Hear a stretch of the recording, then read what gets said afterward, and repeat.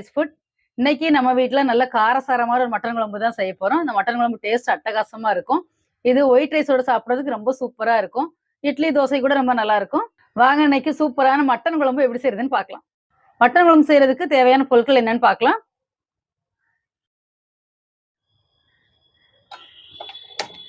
ஒரு கடாய் அடுப்பில் வச்சிடலாம்.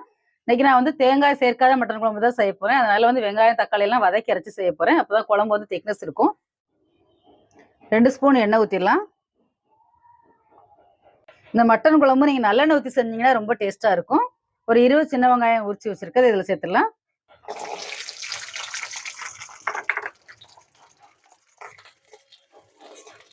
வெங்காயம் நல்லா கலர் மாற அளவுக்கு வதக்கிக்கலாம். மட்டன் குழம்பு பொறுத்த வரைக்கும் சின்ன வெங்காயம் போட்டு செஞ்சீங்கன்னா தான் டேஸ்ட் நல்லாயிருக்கும்.